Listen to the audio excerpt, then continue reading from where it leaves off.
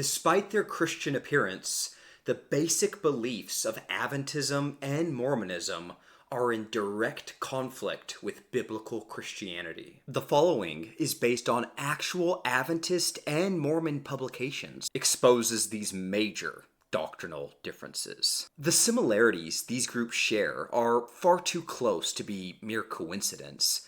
As you're about to see, these groups resemble each other so closely, it's almost eerie. With that, today we're looking at 12 similarities that the Mormon and Adventist churches don't want their members to know. Originating within just a few short miles of each other during the same time period in American history known as the Second Great Awakening, both sects share the unusual trait of basing their doctrines on the writings of extra-biblical prophets, who they each honor and claim were inspired, no different from that of the biblical writers. For Adventism, their entire system of doctrine is built upon the interpretive lens of a woman who was well known for her overbearing disposition and eccentric behavior, Mrs. Ellen White. Similarly, Mormonism bases their teachings from their non-biblical prophet, Joseph Smith,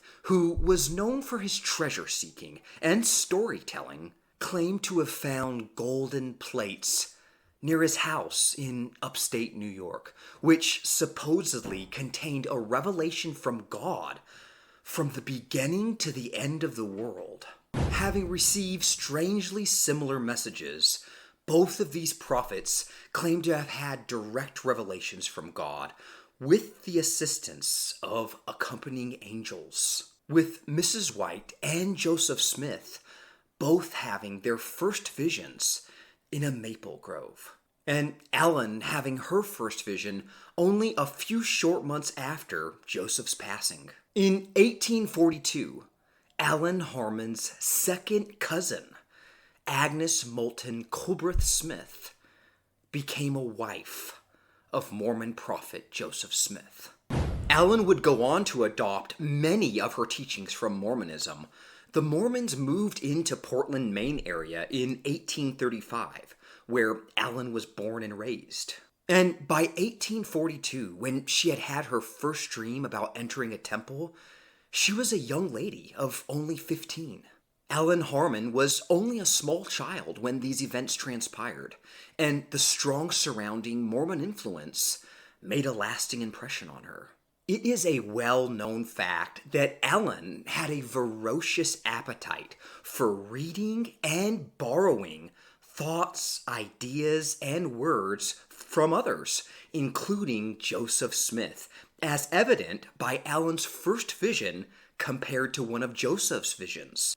Many of Ellen White's relatives had deep Mormon connections, and Mormonism was flourishing in the area where Ellen lived and in the early years of her life. Based on the supposed inspired writings of their extra-biblical prophets, Seventh-day Adventist and Latter-day Saints share the common teaching of a peculiar, unbiblical pre-creation history. And for both sects, this pre-Genesis history centers around the conflict between Lucifer and Jesus prior to the earth being inhabited.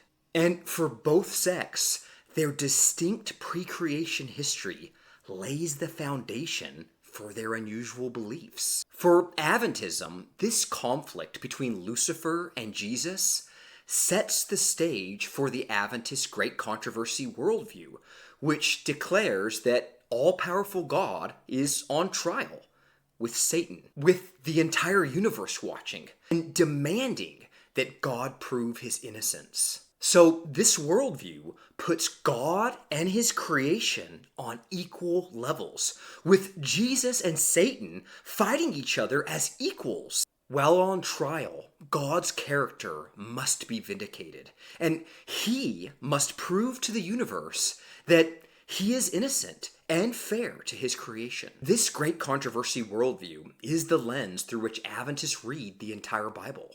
Similar to the Book of Mormon, Adventists claim it is not something that was discovered by them, but something that was uniquely given to them by God through their prophetess. For Mormonism, their pre-creation history is also foundational, since the conflict between Christ and Satan also sets the stage for Mormon doctrine.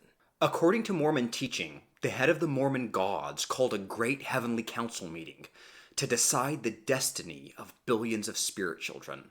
Both of Elohim's oldest sons were present, Lucifer and his brother Jesus.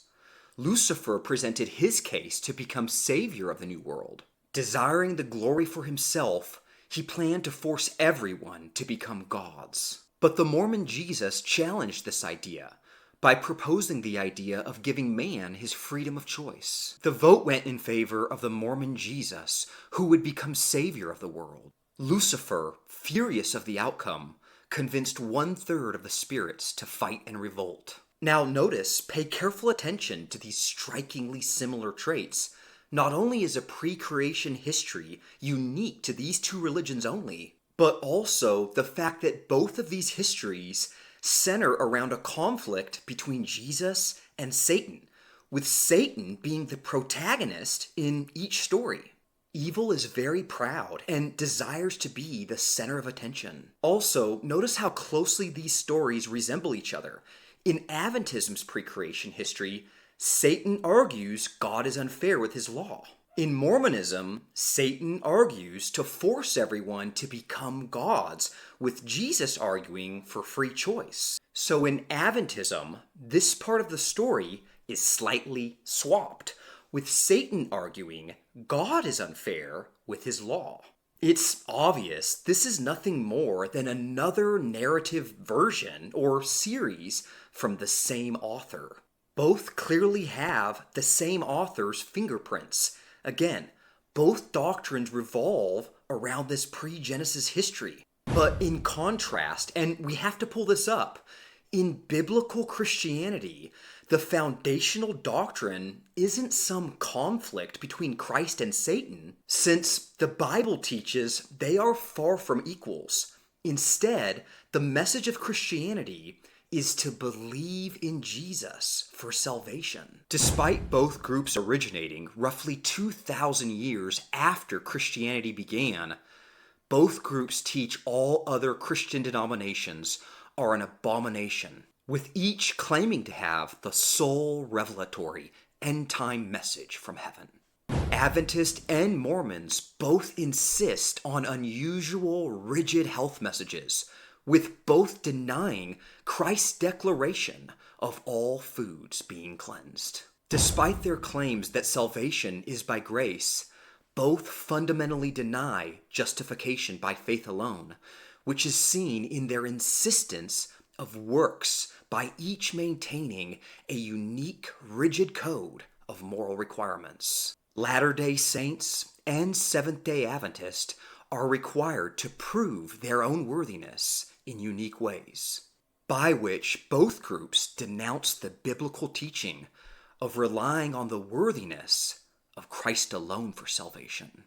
By the adherence to strict moral requirements and performing secret temple rituals, the Latter-day Saints hope to prove their worthiness so that they can become gods. Mormons receive their seal in the eternal marriage ceremony and expect to become polygamous gods in the celestial kingdom.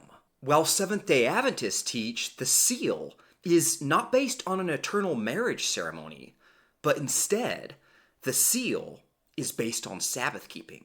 Adventism teaches they are to prove their worthiness by Sabbath observance. And with a similar rigid moral code we see in LDS, of which Adventists believe they are under secret judgment and uncertain when their name will come up. Adventism asserts that they also are the one true end-time remnant church that distinctively possesses the full truth of what God says, which specifically centers around the Sabbath.